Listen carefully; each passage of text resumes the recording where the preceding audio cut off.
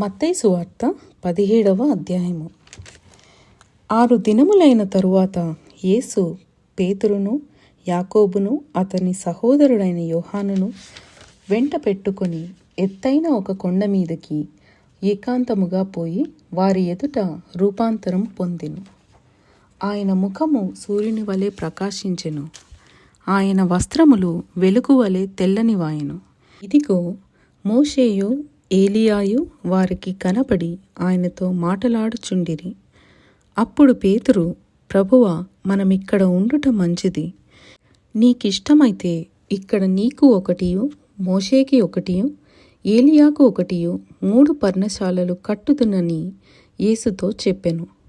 అతడు ఇంకనూ మాటలాడుచుండగా ఇదిగో, ప్రకాశమానమైన ఒక మేఘము వారిని కమ్ముకొనెను.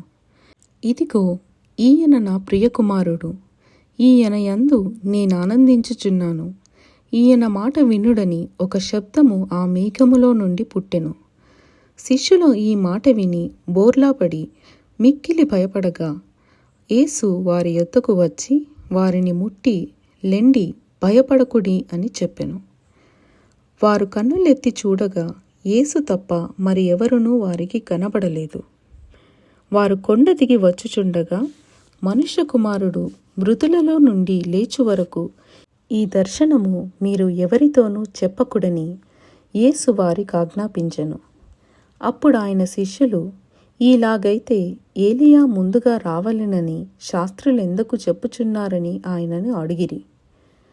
అందుకాయన, ఏలియా వచ్చి సమస్తమును చక్కపెట్టునను మాట నిజమే.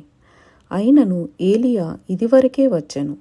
వారతనిని ఎరుగక తమకిష్టము వచ్చినట్టు అతని ఎడల చేసిరి. మనుష్య కుమారుడు కూడా అలాగే వారి చేత శ్రమలు పొందబోచున్నాడని మీతో చెప్పుచున్నానెను. అప్పుడు ఆయన బాప్తిస్మమిచ్చు యోహానును గూర్చి తమతో చెప్పెనని శిష్యులు గ్రహించిరి. వారు జనసమూహమునొద్దకు వచ్చినప్పుడు ఒకడు ఆయన యొద్దకు వచ్చి ఆయన ఎదుట మోకాళ్ళూని, ప్రభువా, నా కుమారుని కరుణింపుము, వాడు చాంద్రరోగి అయి మిక్కిలి బాధపడుచున్నాడు. ఎలాగనగా అగ్నిలోనూ నీళ్లలోనూ తరచుగా పడుచున్నాడు. నీ శిష్యుల యొద్దకు వానిని తీసుకొని వచ్చి తిని, కాని వారు వానిని స్వస్థపరచలేకపోయిరని చెప్పెను. అందుకు యేసు, విశ్వాసము లేని మూర్ఖతరము వారలారా, మీతో నేనెంతకాలము ఉందును? ఎంతవరకు మిమ్మును సహింతును? వానిని నా యొద్దకు తీసుకొని రండని చెప్పెను. అంతట యేసు ఆ దయ్యమును గద్దింపగా అది వానిని వదిలిపోయెను. ఆ గడియ నుండి ఆ చిన్నవాడు స్వస్థత నొందెను. తరువాత శిష్యులు ఏకాంతముగా యేసునొద్దకు వచ్చి, మేమెందుచేత దానిని వెళ్ళగొట్టలేకపోతిమని అడిగిరి. అందుకాయన, మీ అల్ప విశ్వాసము చేతనే. మీకు ఆవగింజంత విశ్వాసముండిన ఎడల ఈ కొండను చూచి ఇక్కడ నుండి అక్కడికి పొమ్మనగానే అది పోవును. మీకు అసాధ్యమైనది ఏదియూ నుండదని నిశ్చయముగా మీతో చెప్పుచున్నానని వారితో అనెను. వారు గలిలయలో సంచరించుచుండగా యేసు, మనుష్య కుమారుడు మనుష్యుల చేతికి అప్పగింపబడబోచున్నాడు, వారాయనను చంపుదురు, 3వ దినమున ఆయన లేచునని వారితో చెప్పగా వారు బహుగా దుఃఖపడిరి. వారు కపెర్నహూమునకు వచ్చినప్పుడు అరశకేలు అను పన్ను వసూలు చేయువారు పేతురునొద్దకు వచ్చి, మీ బోధకుడు ఈ అరశకేలు చెల్లింపడా అని అడుగగా చెల్లించుననెను. అతడు ఇంటిలోనికి వచ్చి మాటలాడకమునిపే యేసు ఆ సంగతి ఎత్తి, సీమోనా, నీకేమి తోచుచున్నది? భూరాజులు సుంకమును పన్నును ఎవరి యొద్ద వసూలు చేయుదురు?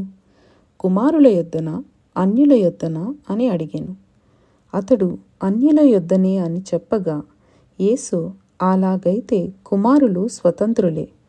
అయినను మనము వారికి అభ్యంతరము కలుగజేయకుండునట్లు నీవు సముద్రమునకు పోయి గాలము వేసి మొదట పైకి వచ్చు చేపను పట్టుకొని దాని నోరు తెరిచిన ఎడల 1 షెకెలు దొరుకును.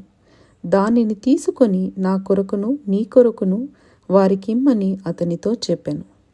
ఇంతటితో 17వ అధ్యాయము ముగింపు.